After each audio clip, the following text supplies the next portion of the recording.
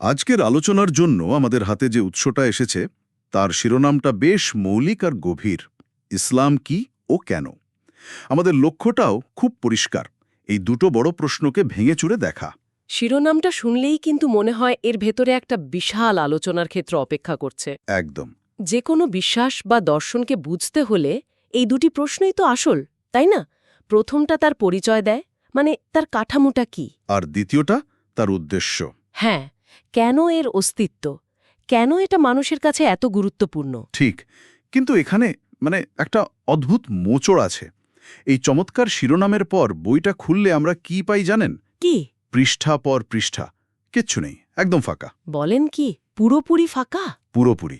এখন প্রথম প্রতিক্রিয়া হতে পারে যে এটা হয়তো একটা প্রিন্টিংয়ের ভুল, কিন্তু আমরা যদি এটাকে একটা উদ্দেশ্যমূলক কাজ হিসেবে দেখি তাহলে আলোচনাটা কিন্তু অন্যদিকে মোড় নেয়। ঠিক তাই, এটাকে একটা ব্যর্থতা হিসেবে না দেখে একটা চ্যালেঞ্জ হিসেবে দেখা যেতে পারে। হয়তো লেখক এটাই বলতে চেয়েছেন যে ইসলাম কি ও কেনর মতো বিশাল প্রশ্নের উত্তর একটা বইয়ের পাতায় বেঁধে ফেলা যায় না। আচ্ছা, এটা একটা যাত্রার শুরু। একদম, কোনো তৈরি করা গন্তব্য নয়। এই ফাঁকা পাতাগুলো যেন আমাদের বলছে, উত্তরটা আমার কাছে নেই, উত্তরটা তোমাদের নিজেদের খুঁজে নিতে হবে। দারুণ একটা ভাবনা। তার মানে এই বইটা আমাদের উত্তর না দিয়ে বরং একটা বড়সড় প্রশ্নচিহ্ন ধরিয়ে দিয়েছে। ঠিক। যেহেতু এই উৎস আমাদের অনুসন্ধানের ভার আমাদের উপরই ছেড়ে দিয়েছে, তাহলে চলুন আমরাই অনুসন্ধানটা শুরু করি। খুব ভালো প্রস্তাব। অন্যান্য বিভিন্ন উৎস, ঐতিহাসিক প্রেক্ষাপট আর বিশেষজ্ঞদের আলোচনা থেকে বোঝার চেষ্টা করি এই প্রশ্নগুলোর উত্তর কি হতে পারে। শুরু করা যাক প্রথমটা দিয়ে, ইসলাম কি? খুব ভালো একটা শুরু। যে কোনো কিছু বুঝতে হলে তার নামের অর্থ দিয়ে শুরু করাটা বেশ কাজের। আচ্ছা। ইসলাম শব্দটা আরবি সিন লাম মিম মূল থেকে এসেছে। এর একটা প্রধান অর্থ হল আত্মসমর্পণ বা বিনত হওয়া। আত্মসমর্পণ। হ্যাঁ, আর একটা সম্পর্কিত শব্দ হল সালাম, যার মানে হল শান্তি। সুতরাং আক্ষরিক অর্থের মানে দাঁড়ায় স্রষ্টার ইচ্ছার কাছে আত্মসমর্পণের মাধ্যমে শান্তি অর্জন করা। এখানে একটা প্রশ্ন আসে, আত্মসমর্পণ বা সাবমিশন শব্দটা শুনলে আধুনিক মানুষের মনে একটা নেতিবাচক ধারণা আসতেই পারে। মনে হতে পারে এটা নিজের স্বাধীনতা বা ব্যক্তিসত্তা বিসর্জন দেওয়ার কথা বলছে। এই ধারণাটাকে কিভাবে ব্যাখ্যা করা হয়? এটা একটা খুবই গুরুত্বপূর্ণ প্রশ্ন। দেখুন, ইসলামিক ব্যাখ্যা অনুযায়ী এই যে আত্মসমর্পণ, এটা কিন্তু কোনো ব্যক্তির কাছে বা কোনো শক্তির কাছে নয়, বরং এক মহাজাগতিক নিয়ম বা বলা যায় স্রষ্টার পরিকল্পনার কাছে। ব্যাপারটা অনেকটা এমন যে ধরুন একজন দক্ষ সঙ্গীতশিল্পী যখন অর্কেস্ট্রার সঙ্গে বাজাচ্ছেন, তখন তিনি তো নিজের খেয়াল খুশি মতো বাজান না, তাই না? তিনি সুরকারের দেওয়া সঙ্গীতের কাঠামোটা অনুসরণ করেন। ঠিক। এতে কিন্তু তার স্বাধীনতা খর্ব হয় না, বরং তার প্রতিভার মাধ্যমে একটা বৃহত্তর সুন্দর সুর তৈরি হয়। এখানেও বলা হয়, সৃষ্টার বিধানের সঙ্গে নিজেকে মেলাতে পারলে ব্যক্তিসত্তার বিনাশ হয় না, বরং তার আসল উদ্দেশ্য খুঁজে পাওয়া যায় আর জীবনে শান্তি আসে। সুন্দর উপমা। তাহলে এই আত্মসমর্পণের কেন্দ্রবিন্দুতে কোন বিশ্বাসটা রয়েছে? এর ভিত্তিটা কি? এর একেবারে কেন্দ্রে আছে তাওহীদ, একত্ববাদের ধারণা। তাওহীদ? হ্যাঁ, কিন্তু এটা শুধু এক ঈশ্বর আছেন এইটুকু বিশ্বাস করা নয়। তাওহীদের ধারণা আরও গভীর। কিরকম? এর মানে হল সৃষ্টা এক, অদ্বিতীয়, তুলনাহীন এবং অবিভাজ্য। তার কোনো অংশীদার নেই, কোনো প্রতিমূর্তি নেই এবং কোনো কিছুই তার সমকক্ষ নয়। ইসলামের পুরো কাঠামোটা কিন্তু এই একটা ধারণার উপরেই দাঁড়িয়ে আছে। এই একটা ধারণা কিভাবে সবকিছুকে প্রভাবিত করে? আমাদের দৈনন্দিন জীবনের প্রভাবটা কি? এর প্রভাব অনেক। প্রথমত, এটা স্রষ্টা আর মানুষের মধ্যে সব ধরনের মধ্যস্থতাকারীকে সরিয়ে দেয়। আচ্ছা। প্রার্থনা বা যোগাযোগের জন্য কোনো পুরোহিত বা মূর্তির প্রয়োজন হয় না। বোঝা গেল। দ্বিতীয়ত, তাওহীদ মানুষের মধ্যে সাম্য প্রতিষ্ঠা করে। যেহেতু স্রষ্টা এক এবং সবাই তারই সৃষ্টি, তাই জন্মসূত্রে বা বর্ণ দিয়ে কেউ কারোর চেয়ে বড় হতে পারে না। প্রার্থনার কাতারে সবাই এক। একদম, বাদশাহ আর ফকির প্রার্থনার কাতারে এক হয়ে দাঁড়ায়। আর তৃতীয়ত, এটা জীবনের সব আনুগত্যকে একমুখী করে তোলে। অর্থাৎ ভয়, আশা, ভালোবাসা, নির্ভরতা এই সব কিছু চূড়ান্তভাবে একজনের দিকেই পরিচালিত হয়। বোঝা গেল। এটা হলো বিশ্বাসের দিকটা। কিন্তু এই বিশ্বাসকে জীবনে বাস্তবায়নের জন্য তো নির্দিষ্ট কিছু কাঠামো বা নিয়মকানুন থাকার কথা, অবশ্যই। যেগুলোকে আমরা ইসলামের স্তম্ভ বা পিলার্স অফ ইসলাম হিসেবে জানি। একদম ঠিক। এই বিশ্বাসকে বাস্তবে রূপ দেওয়ার জন্যই 5টি স্তম্ভের কথা বলা হয়েছে। এগুলো হলো ইসলামের ব্যবহারিক কাঠামো। প্রথমটা কি? প্রথমটি হলো শাহাদা, সাক্ষ্য দেওয়া। এটা হলো মুখে এবং অন্তরে ঘোষণা করা যে আল্লাহ ছাড়া কোনো উপাস্য নেই এবং মোহাম্মদ সাল্লাল্লাহু আলাইহি ওয়াসাল্লাম তার প্রেরিত রাসূল। ওই একটা বাক্যেই তো মূল বিশ্বাসটা চলে আসে। ঠিক, এই একটি বাক্যেই তাওহীদ এবং নবুয়তের প্রতি বিশ্বাস চলে আসে। আর বাকি 4টি?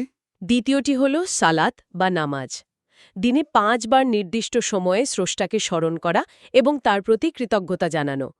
এটা একটা দৈনন্দিন রুটিনের মতো, যা মানুষকে তার জীবনের বৃহত্তর উদ্দেশ্যের কথা মনে করিয়ে দেয়। আচ্ছা, আর তৃতীয়টা? তৃতীয় স্তম্ভ হল জাকাত বা বাধ্যতামূলক দান।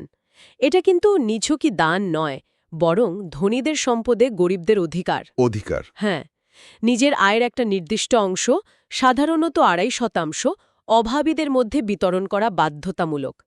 এটা অর্থনৈতিক বৈষম্য কমানোর একটা অন্তর্নিহিত ব্যবস্থা। তার মানে জাকাত হলো একটা সামাজিক নিরাপত্তা ব্যবস্থার মতো? অনেকটা তাই। একে বলা হয় সম্পদের শুদ্ধি। চতুর্থ স্তম্ভ হল সৌম বা রোজা। রমজান মাসে সূর্যোদয় থেকে সূর্যাস্ত পর্যন্ত পানাহার থেকে বিরত থাকা। এর উদ্দেশ্যটা কি? শুধু উপোস থাকা? না না, এর উদ্দেশ্য শুধু উপোস থাকা নয়, বরং আত্মনিয়ন্ত্রণ, সবর বা ধৈর্য এবং গরিবদের কষ্ট উপলব্ধি করা। এটা একটা আধ্যাত্মিক প্রশিক্ষণের মাস আর কি। আর পঞ্চমটি হলো? হজ। হ্যাঁ, পঞ্চমটি হল হাজ, মক্কায় তীর্থযাত্রা। সামর্থ্যবান প্রত্যেক মুসলিমের জন্য জীবনে একবার এটা করা আবশ্যক। হজের তাৎপর্যটা ঠিক। আমরা দেখি বিশ্বজুড়ে লক্ষ লক্ষ মানুষ প্রতি বছর সেখানে যান। হজের সবচেয়ে বড় তাৎপর্য হল সাম্য এবং ঐক্য। পৃথিবীর নানা প্রান্ত থেকে নানা বর্ণ, ভাষা আর সংস্কৃতির মানুষ একই জায়গায় এসে একই রকম সাদা পোশাক পরে একই নিয়ম পালন করে। সেখানে কোনো ভেদাভেদ থাকে না? একদমই না। ধনী, গরিব, সাদা কালো কোনো ভেদাভেদ থাকে না। এটা মুসলিমদের বিশ্বজনীন ভ্রাতৃত্ব বা উম্মাহা সবচেয়ে বড় প্রতীক। সুতরাং ইসলাম কি, এই প্রশ্নের উত্তরে আমরা বলতে পারি এটা তাওহীদের ওপর ভিত্তি করে এবং 5টি স্তম্ভের ওপর দাঁড়িয়ে থাকা একটি পূর্ণাঙ্গ জীবন ব্যবস্থা। আচ্ছা, তাহলে আমরা কি অংশটা নিয়ে একটা পরিষ্কার ধারণা পেলাম? এটা একটা বিশ্বাস এবং তার ওপর ভিত্তি করে কিছু অনুশীলন। ঠিক। এবার চলুন দ্বিতীয় এবং হয়তো আরও জটিল প্রশ্নটার দিকে যাই। ইসলাম কেন? অর্থাৎ এর উদ্দেশ্য কি? কোটি কোটি মানুষ কেন এই জীবন ব্যবস্থাকে অনুসরণ করে? এটা তাদের কি দেয়? কেন প্রশ্নটা আসলে মানুষের জীবনের উদ্দেশ্যের সঙ্গে জড়িত। বিভিন্ন উৎস থেকে যা বোঝা যায়, ইসলামের মূল উদ্দেশ্য হল মানুষকে ইহকাল এবং পরকালে সফলতা বা ফালাহ অর্জনে সাহায্য করা। ফালাহ? হ্যাঁ, এটা কেবল কিছু ধর্মীয় আচারের সমষ্টি নয়, বরং একটা সম্পূর্ণ জীবনবিধান বা দিন হিসেবে নিজেকে উপস্থাপন করে। এর মানে হল জন্ম থেকে মৃত্যু পর্যন্ত জীবনের প্রতিটি ক্ষেত্রে, ব্যক্তিগত, পারিবারিক, সামাজিক, অর্থনৈতিক, রাজনৈতিক, এর কিছু নির্দেশনা রয়েছে। সম্পূর্ণ জীবনবিধান, এই ধারণাটা বেশ বড়। এর মানে কি এই যে এখানে ব্যক্তিগত পছন্দ বা ব্যাখ্যার কোনো সুযোগ নেই? সবকিছুই কি কঠোরভাবে নির্দিষ্ট করা? খুবই যৌক্তিক প্রশ্ন। ব্যাপারটা আসলে এতটা সাদাকালো নয়। এখানে 2টি স্তর আছে। আচ্ছা।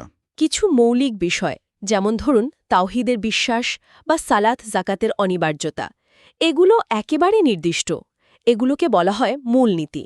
আর কিন্তু এই মূলনীতিগুলোকে বর্তমান সময়ে কিভাবে প্রয়োগ করা হবে, সেখানে ব্যাখ্যা এবং গবেষণার বিশাল সুযোগ রয়েছে।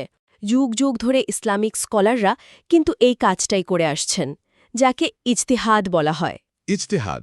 হ্যাঁ, অর্থাৎ মূল কাঠামোটা ঠিক রেখে পরিবর্তিত পরিস্থিতির সঙ্গে খাপ খাইয়ে নেওয়া।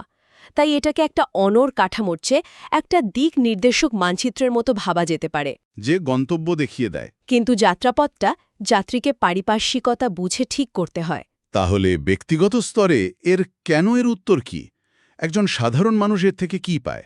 ব্যক্তিগত স্তরে সবচেয়ে বড় উত্তর হল মনের শান্তি বা সাকিনা। জীবনের নানা উত্থান পতন, কষ্ট বা সাফল্যের মধ্যে একটা স্থির আশ্রয় খুঁজে পাওয়া। হুম। স্রষ্টার ওপর বিশ্বাস মানুষকে একটা মানসিক শক্তি দেয় যে সে একা নয় এবং তার জীবনের একটা অর্থ আছে। দ্বিতীয়ত, এটা একটা নৈতিক কম্পাস বা মানদণ্ড দেয়। কোনটা ভালো কোনটা মন্দ। ঠিক, কোনটা ন্যায় কোনটা অন্যায় এই বিষয়ে স্পষ্ট নির্দেশনা দেয় যা সিদ্ধান্ত নিতে সাহায্য করে। আর সামাজিক স্তরের উদ্দেশ্য কি? সামাজিক স্তরে ইসলামের অন্যতম প্রধান উদ্দেশ্য হল ন্যায় বিচার বা আদল প্রতিষ্ঠা করা। কোরআনে বারবার দুর্বল, এতিম এবং নির্যাতিতদের পক্ষে দাঁড়ানোর কথা বলা হয়েছে। আচ্ছা। জাকাত ব্যবস্থা, সুদের বিরোধিতা এবং ব্যবসায়িক সততার ওপর জোর দেওয়া এই সবই কিন্তু একটি ন্যায়ভিত্তিক সমাজ গঠনের প্রচেষ্টা। আর উম্মার ধারণাটা? হ্যাঁ, আরেকটি বড় উদ্দেশ্য হল উম্মা বা বিশ্বজনীন এক কমিউনিটি তৈরি করা, যা আমরা হজ্জের আলোচনায় বলছিলাম। এই উম্মার ধারণা মানুষকে গোত্র, জাতি বা দেশের সংকীর্ণ পরিচয়ের ঊর্ধ্বে উঠে এক বৃহত্তর মানব ভ্রাতৃত্বের অংশ হিসেবে ভাবতে শেখায়। তার মানে কেনর উত্তরটা বেশ বহুমাত্রিক। একদিকে এটা ব্যক্তিগত আধ্যাত্মিক চাহিদা পূরণ করছে, অন্যদিকে একটা আদর্শ সমাজ গঠনের রূপরেখা দিচ্ছে। একদম। কেনর উত্তরটা আসলে একেকজনের জন্য একেক রকম হতে পারে। কারোর জন্য এটা স্রষ্টার সঙ্গে ব্যক্তিগত সম্পর্ক, কারোর জন্য এটা সামাজিক ন্যায়ের সংগ্রাম। আবার কারোর জন্য ঐতিহ্যের অংশ। ঠিক, কিন্তু সবকিছুর মূলে রয়েছে একটা ধারণা, এই জীবনই শেষ নয়, এরপর একটা অনন্ত জীবন আছে। পরকালের বিশ্বাস। হ্যাঁ, এবং এই পৃথিবীর কাজকর্মের ওপর ভিত্তি করেই সেই জীবনের প্রাপ্তি নির্ভর করবে। এই পরকালের বিশ্বাস বা আখিরাত মানুষের কাজের জন্য একটা চূড়ান্ত জবাবদিহিতার জায়গা তৈরি করে, যা তাকে পৃথিবীতে দায়িত্বশীল আচরণ করতে উৎসাহিত করে। তাহলে পুরো আলোচনাটা যদি এক জায়গায় আনি, আমরা শুরু করেছিলাম একটা ফাঁকা বই দিয়ে। ভেবেছিলাম উত্তর পাবো না, কিন্তু সেই ফাঁকা বইটাই আমাদের বাধ্য করল প্রশ্নগুলোর গভীরে যেতে। ইসলাম কি এর উত্তরে আমরা পেলাম তৌহিদ ভিত্তিক একটি বিশ্বাস এবং 5টা স্তম্ভের ব্যবহারিক কাঠামো। আর ইসলাম কেন এর উত্তরে পেলাম ব্যক্তিগত শান্তি, সামাজিক ন্যায় বিচার এবং পারলৌকিক সফলতার এক বহুমাত্রিক দর্শন। ঠিক তাই। আর এখানেই হয়তো সেই ফাঁকা বইটার সার্থকতা। ওটা আমাদের বুঝিয়ে দিল যে এই বিষয়গুলো শুধু পড়ে জানার নয়, বরং গভীরভাবে চিন্তা এবং উপলব্ধি করার। কি অংশটা হয়তো বই পড়ে জানা যায়, কিন্তু কেন অংশটার উত্তর প্রত্যেকের নিজের জীবন দিয়ে, নিজের অভিজ্ঞতা দিয়ে খুঁজে নিতে হয়। একটি উত্তর জ্ঞানকে হয়তো সীমাবদ্ধ করে ফেলে, কিন্তু একটি ভালো প্রশ্ন জ্ঞানের অসীম সম্ভাবনা তৈরি করে। এই আলোচনাটা সত্যি প্রত্যাশার বাইরে ছিল। একটি ফাঁকা বই যে এত কিছু ভাবতে শেখাতে পারে তা কে জানত। মানে এটা আমাদের একটা তৈরি করা উত্তরের দিকে ঠেলে দেয়নি, বরং অনুসন্ধানের একটা বিশাল দরজা খুলে দিল। এবং সেই অনুসন্ধানের শেষে আমরা আবার সেই শুরুর দুটি প্রশ্নেই ফিরে আসি, কি এবং কেন। কিন্তু এখন আর আমরা কোনো বইয়ের পাতায় এর এক কথার উত্তর খুঁজছি না। এখন আমরা বুঝতে পারছি যে এটা একটা চলমান আলোচনা, একটা জীবনব্যাপী জিজ্ঞাসা। এই উপলব্ধিটাই হয়তো এই উৎসের আসল উদ্দেশ্য ছিল। এই পুরো আলোচনা থেকে একটা ভাবনা মাথায় আসছে, যা হয়তো আমাদের শ্রোতাদেরও ভাবাতে পারে। বলুন। আমরা ইসলামকে একটি সম্পূর্ণ জীবন বিধান হিসেবে আলোচনা করলাম। আজকের এই আধুনিক, বহুদা বিভক্ত এবং অনেকটাই ধর্মনিরপেক্ষ পৃথিবীতে যে কোনো একটি সিস্টেমের, হোক তা ধর্মীয়, দার্শনিক বা রাজনৈতিক, সম্পূর্ণ হওয়ার দাবিটার তাৎপর্য আসলে কী, এবং এইরকম একটি সামগ্রিক ব্যবস্থার প্রতি মানুষের যে আকর্ষণ, অথবা হয়তো কারো কারো যে বিকর্ষণ,